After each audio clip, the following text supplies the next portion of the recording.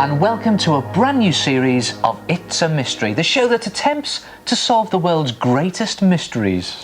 Once again, Tristan and I will be going out to track down some incredible stories and spooky tales. And in the studios, we'll be attempting to solve mysteries that you just won't believe. We reveal that one of our most famous and best-loved tales is nothing more than a lie. We find out how you can give yourself a really nasty wound with a scouring pad. And Gail discovers some spooky goings-on in a Yorkshire cellar.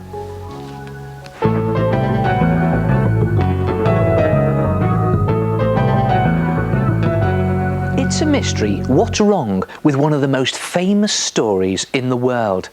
See if you can recognise this well-known tale, and can you spot the deliberate mistake? Once upon a time, there was a girl who lived with her family in a small town. She was the youngest of 3 sisters and always seemed to be doing the household chores. She loved her mother and her sisters and didn't mind helping them out, even if they did make her do more than her fair share of the housework.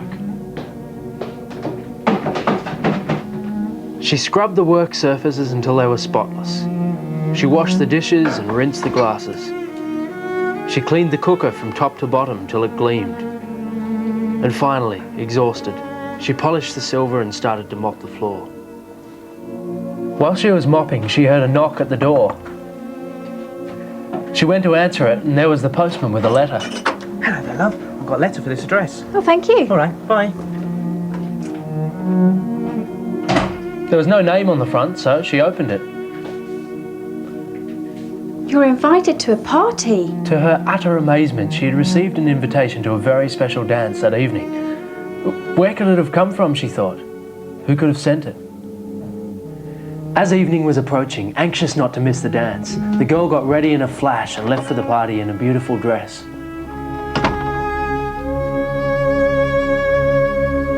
Have you spotted the story yet? A girl who lives with her mother and sisters is fed up to the back teeth with doing all the housework. One day she received an invitation to a very special party. Sounds familiar, doesn't it? Well, if you think you know what's going on, keep your eyes peeled for the deliberate mistake. The girl had a wonderful time at the party and met a handsome prince.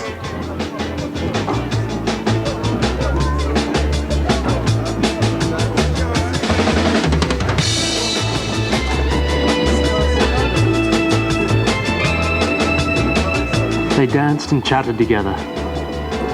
Then just as they started to get to know one another, the clock struck 12.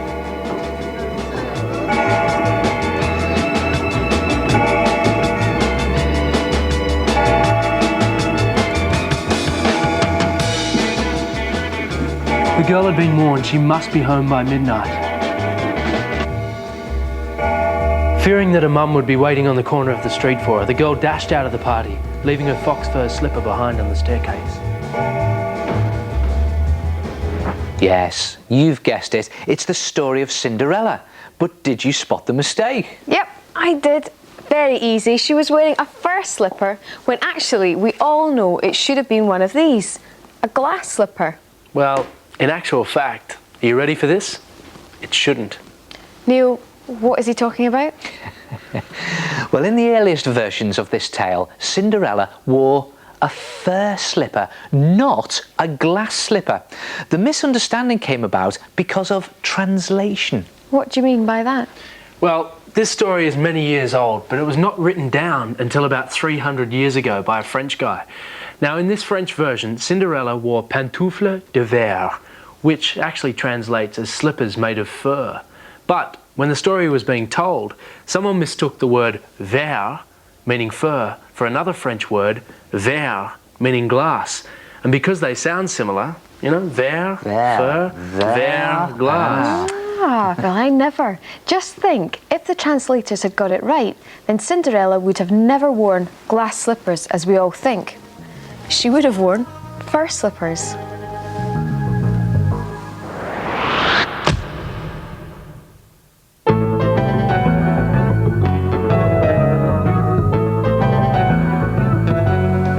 It's a mystery how scary this plastic kitchen scourer can be.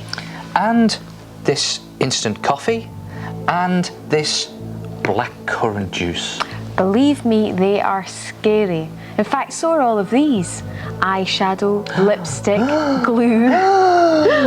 So, okay, what do you think they're for? Well, we're about to reveal all. Now, it is scary, but don't worry, all is not quite what it seems. Are you okay there, Tris? Yeah, I'm fine actually. It doesn't hurt a bit. And it's all down to Jill Conway. She's a makeup artist and works on the TV program Casualty. Hi, Jill. Hi. Now, Jill specialises in pretend wounds and gory, gut-churning injuries.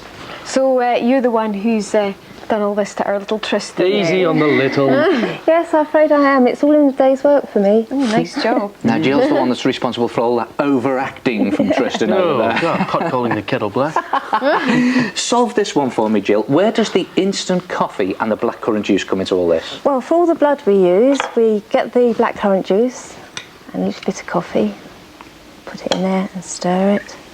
So hold on. On Casualty, all the blood that we see is blackcurrant juice and instant coffee. That's right. And that's what gives it all the globule bits in That's there. it, yes. That is revolting. But you know what? I think I'm going to try it this weekend at home, play some tricks. Don't, you'll give your kids nightmares. That's not nice. What about my kitchen scourer, Jill? Where does that come into this? Well, I've cut it into a small piece and with some wound filler. Just put Wound it there. filler? Yes, it's sort of a bit gunky. Take it on. It might be gunky, but it looks fun. Just So that's dab it similar to on. what you did on my forehead, wasn't That's it? right. Or we can do a long graze. That is really clever. You can have so much fun with that. It looks as if all the skin is peeled back on it. It's all horrible, isn't it? That's right, yes. Now, you're an expert, and these things seem very simple. Can you show me something that's very simple to do? Yes, with a blusher brush. Yeah. And some eyeshadows, the blues and pinks. Blusher and eyeshadow, yeah. right. I've got plenty of that, yeah. Yes, good. Give him his own collection at home. And then just gently with the brush, stipple the eyeshadow. That tickles. Does it? Yeah. In fact, the amazing thing is, none of this actually hurts to do. You're not hurting at all, are you? Looks it though. That looks absolutely fantastic. You know what? I never thought I'd hear myself say this, but actually, I'm very proud of me bruise. It looks brilliant, doesn't it? It looks great. Really effective. What about the glue, though, Jill? That's puzzling me a bit. Well, with the glue, all these pieces you see here, the bits of skin and the ears, and a little piece like this, it's stuck on, as I've done to Tristan's face, a little piece Can I stuck touch on there. that? It looks revolting. I think you're weird, Jill, with skin and ears and bits. And oh, hang on. Oh. Looks like Tristan's hurt himself again. Are you all right there? My teeth. What's wrong with your teeth? Oh, Tristan, that's disgusting. That's horrible. Listen, don't worry, it's only this. It's broken up mint. He's put them into his mouth to make it look like broken teeth. Very funny, Tristan. You're a one, aren't you? Hey? I don't know who's the most weird, Jill or Tris. Well, anyway, thank you, Jill. Thank you very much indeed. Jill's the person who solved the mystery of how to turn coffee, blackcurrant juice, glue and scourers into something scary.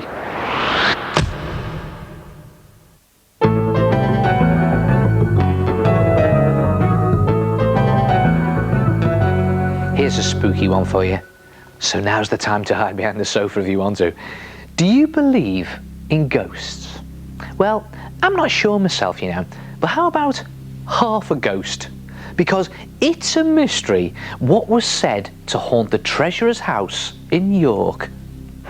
Some time ago, the treasurer's house was having central heating installed. So a young man, Harry, was called to do the plumbing. Nothing seemed out of the ordinary, although he was aware of how cold and damp it felt in the dark cellar. However, he soon got lost in his work.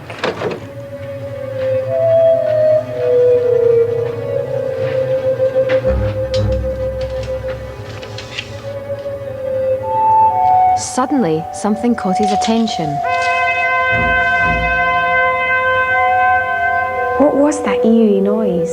It sounded like a trumpet, but maybe he was mistaken.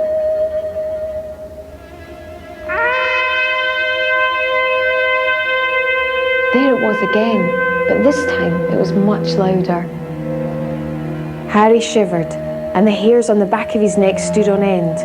The noise was coming from down in the cellar with him, and it was getting closer. All of a sudden, something happened that gave Harry the shock of his life.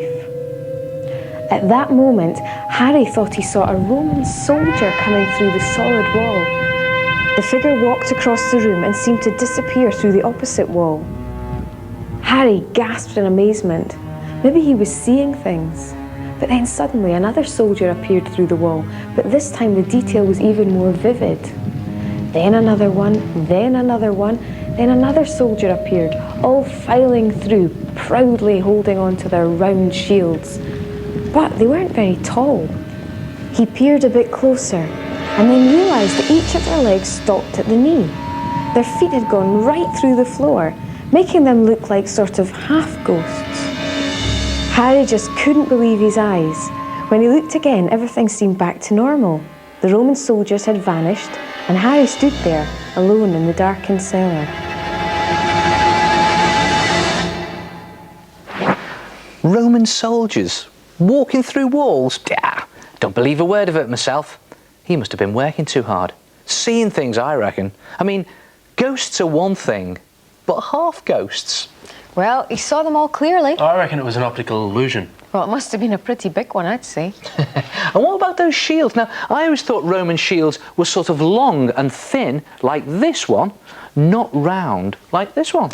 Well, this is where it starts to get a bit weird. I did some research and discovered that the 9th Roman Legion in York, that's the city where the mystery takes place, had volunteer soldiers who actually did have round shields. Okay, so what was going on with the missing feet?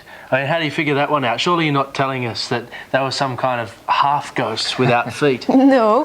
Well, it turns out that under the floor of the cellar, a Roman road was discovered. The Roman road lay about half a metre below the current cellar floor. So if I stand on the higher bit, thank you boys, where Harry stood, you can see all of me, can't you? Yeah. Yep. Yeah. But if I stand where the Roman road would have been, whoop, you can't see the bottom of my legs. Ah, so if there was such a thing as ghosts, and the ghostly soldiers were walking on a Roman road, then they would appear to Harry to have had missing feet. Yep, so the mystery of the half-ghosts may not be as strange as it seems. That's if he did see a ghost. You know, I still reckon he was imagining things. What do you think?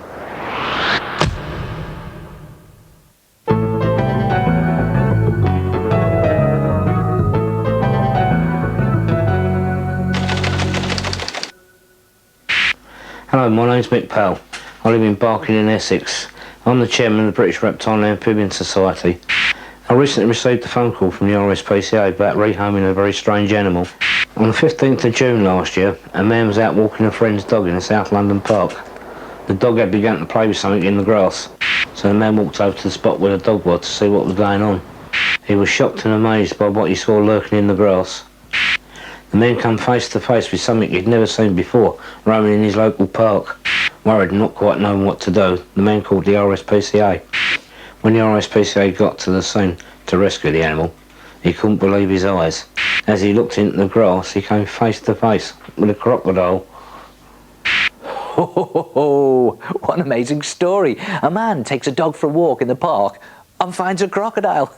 Now look, don't worry. Luckily for the man who found it, the crocodile was a baby spectacled caiman, and it was only 41 centimetres long.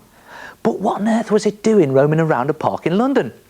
Well, experts believe that the baby croc was probably abandoned or had escaped from its previous owner. Caiman crocodiles, which live in Central and South America, can grow up to 3 metres long and are generally considered to be aggressive, especially if hungry. So for very good reasons, they're not recommended as pets. To keep one, you really do have to know what you're doing. It's also very unusual for a baby crocodile to escape, but I, for one, am happy to know that this one isn't still roaming around London. The RSPCA officer managed to rescue the crocodile. Then they contacted me because I'm a reptile rescuer. They wanted me to try and find the crocodile proper home, which I was able to do. The RSPCA did say that this was the first stray crocodile they've ever had to deal with.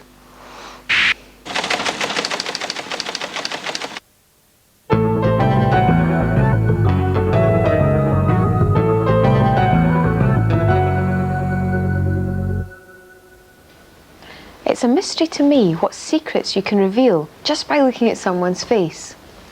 Take a good look at someone nearby, whoever you're watching the TV with. You could even try looking in a mirror, because there could be more to a face than meets the eye. Well, if someone's frowning, it could mean that they are deep in thought.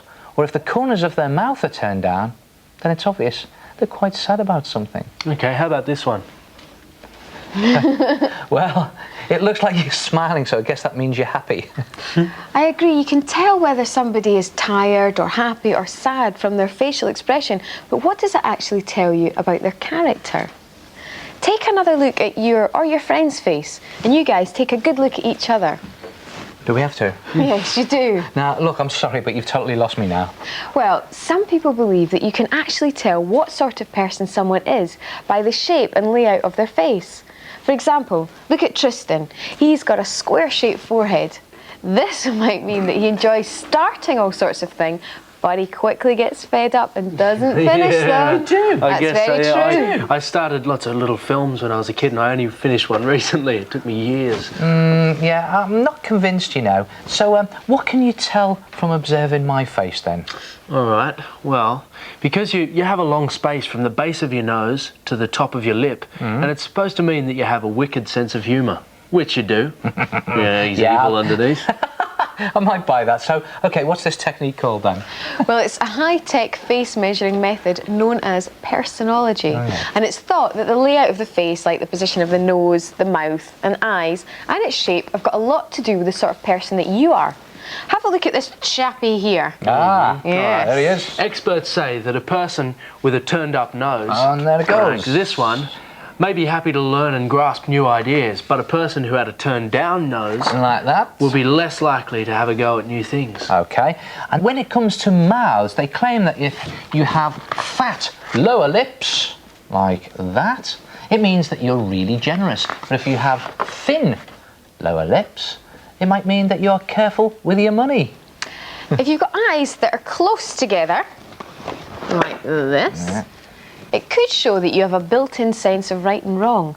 But the longer the distance between each eye, the more understanding the person is. And if you've got deep-set eyes, like our Tristan, it shows that you might be quite serious. Yeah, I will, and I don't want any gags this series, all right? Now, if you have eyebrows that sweep up quite dramatically, you're supposed to be a good storyteller and have a real style when it comes to dressing. But if you have eyebrows that sweep straight across like mine, that means that you love art, music and photography. Oh. So there you go. It's amazing just what they think your face could say about you.